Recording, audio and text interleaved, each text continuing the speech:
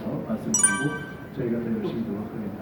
앞으로 이제 11월 이후에 여러 가지 상황이 전개될 것 같으니까 그때 많은 지혜의 말씀을 열심히 부탁드린다는 말씀으로 유신 붕괴를 위해서 싸웠던 사람이고 매달 학생운동을 했던 사람인데 제가 그 앞에 지금 우리 서중석 교수님 계시는데 내가 이제 같이 그 학생운동을 하다가 군대를 강제로 이제 유병에서 갔다가 돌아왔어요. 돌아와서는 좀 생각을 달리하고 저는 고시공부를 해야겠다고 해서 그때 3학년 복학을 하면서 10월은 참 일이 많은 달인 것 같습니다. 이또 히로부미가 안중근 의사에게서 사살당하고 박정희가 또 암살, 김대중한테 암살당하고 10월 유신이 이때 시작되고 10월 박정희 죽기도 또 10월에 죽었어요.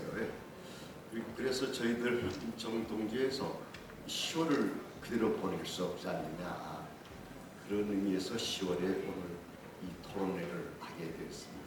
철폐하라는 선언이 있었고 이거로 인해서 저희 선친과 제 선모가 한 번은 국회의원이 떨어졌고 한 번은 변호사 자격이 박탈됐습니다.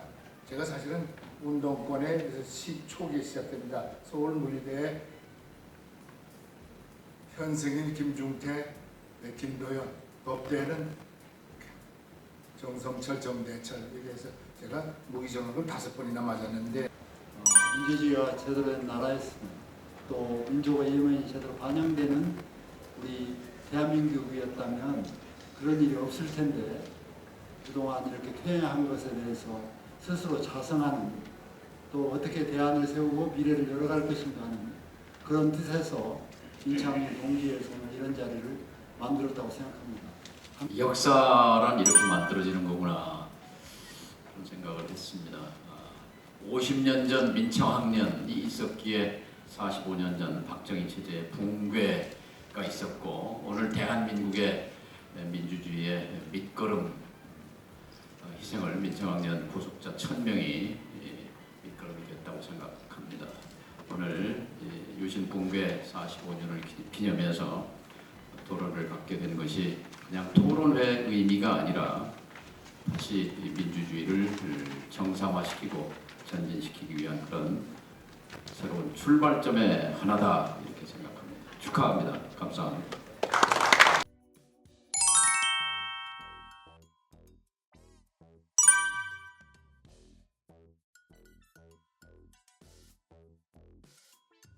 한국의 민주주의나 미래에서 가장 큰 적이랄까 그를 꼽는다면은 박정희 신들이 아닌가 그렇게 생각합니다. 사실 2000년대에 들어와가지고 우리가 5명이 대통령을 뽑았습니다만은 그 중에 3명이 박정희 추종자, 박정희 신드롬에 깊이 감염된 자 그런 사람으로 볼 수가 있습니다. 60대 이상은 많든 적든 박정희 신드롬에 젖어 있는 사람들이 많습니다. 그들은 유신 시기에 유신 독재를 미워하면서 반공 총력 안보만이 우리의 살 길이라고 선전하던 흑백 텔레비, 조정부 교실, 예비군 훈련실, 훈련장, 한상희 등의 영향 범위에서 그다지 멀리 떨어져 있지 않다고 봅니다. 이 박정희 신드롬이 언제부터 퍼져나갔느냐? 이게 전염병처럼 퍼진 거기 때문에 명확한 날짜를 안다라는 건 어려울 것 같습니다. 대체로 1990년대 언젠가부터 이게 퍼져나갔는데 1995년이 또 하나의 고비가 되지 않았을까 이렇게 보고 있습니다. 유신 붕괴 시민사회 선언은 국회는 10월 유신을 원천무효 불법 치리 구테타로 규정하고 역사 정의를 회복하는 각종 입법 조치로 실질적 민주화 계기를 마련하라. 하나, 국회는 진실 화해를 위한 과거사정리기본법, 재정취지 및 헌법 정신 등을 근본적으로 부정하고 있는 김광동, 이용남, 황인수, 그리고 김영석, 김문수 등과 같은 뉴라이트 계열 인사들을 소급해서 파면할 수 있고 앞으로도 이런 사람들을 고위급 공직자로 임용할 수 없도록 관련 법률을 정비하라. 2024년 10월 21일 유신분계 45년 대토론회 주최, 참석, 공감단체와 주권자 일동.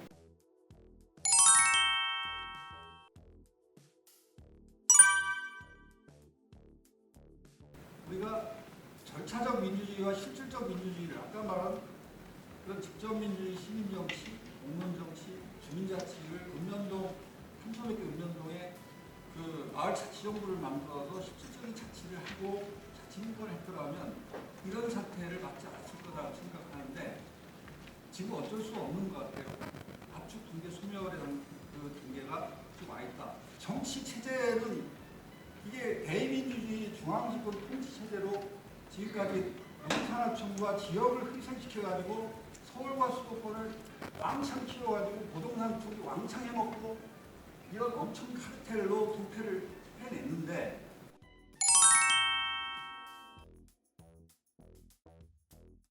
기관으로 존재하려고 하는.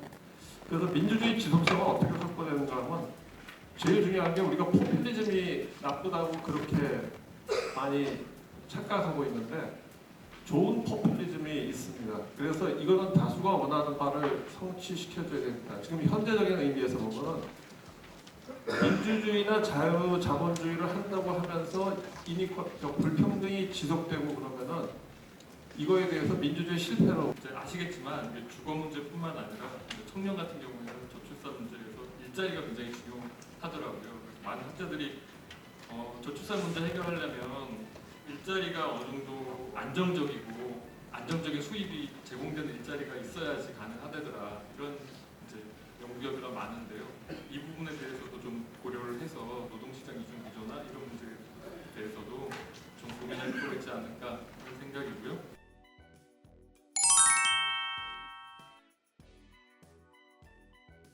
개혁을 해야 된다. 많은 분들이 얘기를 하고 있습니다. 근데 많은 사람들이 또 4년 주민제로 가자. 이런 의견을 내놓고 조금 더 나가는 사람들은 국무총리한테 좀 권한을 주어서 대통령 권한을 이원화시키는 이원 정부제 이걸 도입해보자. 저는 이걸 좋은 대통령제라고 부르는데 이런 의견이 지금 우리 사회에 많이 있습니다. 그리고 대통령제를 바꾸자고 하면 나라가 망하는 것처럼 생각하는 분들이 아주 많습니다. 특히 진보 진영에 있는 분들은 대통령 직선제야말로 우리가 수호해야 되는 민주주의의 가장 중요한 절차라고 이렇게 생각하는 분들이 많습니다.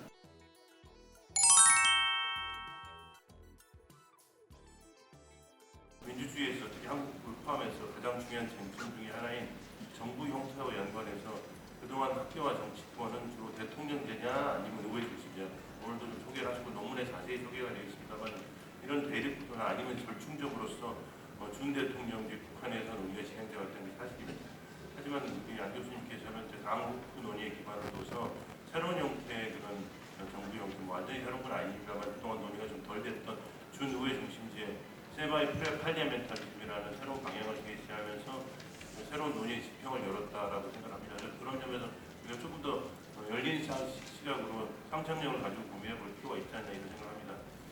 우리가 민주주의라고 말할 때 그것은 인민의 자기 통치라는 그 원초적 의미를 지칭하는 이념이면서 동시에 그런 이념을 현실에서 구현하는 혹은 구현한다고 자처하는 이런저런 제도들이기도 합니다. 민주주의 이념과 제도의 이런 관계를 고려할 때 한 사회에서 민주주의 제도 변화는 그냥 이루어질 수 있는 것이 아니라 민주주의 이념의 변화를 반영하거나 혹은 동반합니다. 안 선생님께서는 본문에서 기존에 진행되어 왔던 의견조사에 대한 불신을 드러내시지만 근데 사실 저 역시 그런 불신을 상당 부분 공유하고 있긴 합니다. 근데 여하튼 우리 사회의 시민 다수가 지향하는 민주주의 이념과 무관하게 이루어지는 제도 변화는 바람직하지도 실효성이 있지도 않을 것입니다.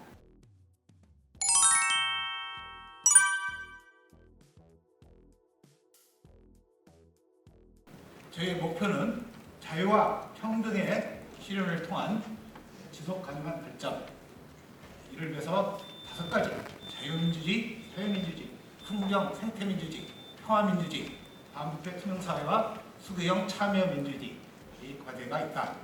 반유신 민주화운동을 했던 우리가, 여러분이 지금 100세 인생 시대에 이 시민운동에는 정년도 없습니다.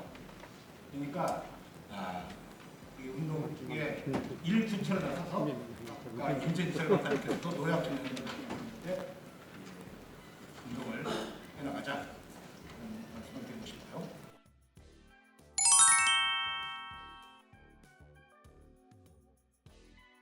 구체적으로 정치 환경이나 아니면 경제 환경이 변화하는 속에서 대중들의 의식, 특히 이제 청년층의 의식이라든가 이런 부분들에 대해서 우리가 좀 더 꼼꼼한 연구나 아니면 고민들을 하고 그런 속에서 뭔가 대안을 내놓을 필요가 있겠는데, 그런 차원에서 이제 임진철 선생님께서 발표하신 이도향촌이라든가 하는 문제는 제가 볼 때 우리 베이비 부모 세대들이야말로 정말 대규모의 이동 세대잖아요.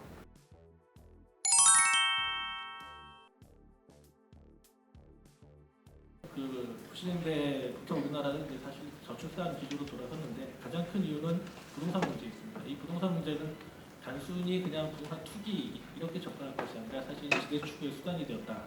이게 핵심인 것이고요. 다음 페이지 보시면 그 이후에도 이제 소득과 자산의 양극화가 심화되는데 이 지대 추구의 가장 기본의 수단이었던 부동산을 사실은 기성세대, 지금 기득권이라고도 부를 수 있겠지만 예컨대 베이비붐 세대가 먼저 이 부동산, 지대 추구 수단을 독과점하기 시작하면서 이 세대 간의 이 자산 보유의 격차가 굉장히 심각해지고 있고,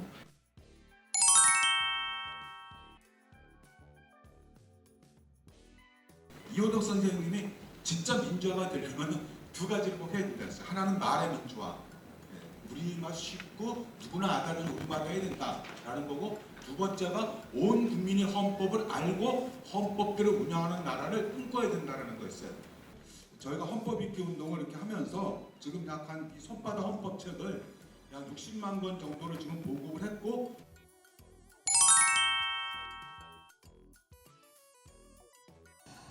국회에 군사 자주권을 찾아서 분단 극복이 가장 시급한 문제라고 하는 것을, 그래서 한미 동맹이라고 하는 노예 동맹이라고 하는 문제도, 대미 종속에서 벗어나는 문제들을 국회가 찾아내야 되고, 우리는 그것 공부해야 됩니다. 한미 동맹에 대해서, 미국의 그 식민지에 대해서 공부해야 되고 벗어날 방법을 이번 토론회 말고도 시급한 시일에 또 토론회를 만들어 주시기 바랍니다. 그 권력을 왜 뺏겼는지, 우리 그동안 민주화운동 했던 그 세대들부터 먼저 반성을 하고, 또 그 권력 주체에 대한 비판도 좀 신랄하게 하고, 그런 분이 빠져서 이후에 그런 토론이 좀 있었으면 좋겠지만, 2번째는 지금 촛불혁명이 자랑스러운 대한민국의 혁명인데 전 세계에 촛불의 시민들이 모이지 않습니다. 이거 왜 안 모이는지 이거에 대한 분석과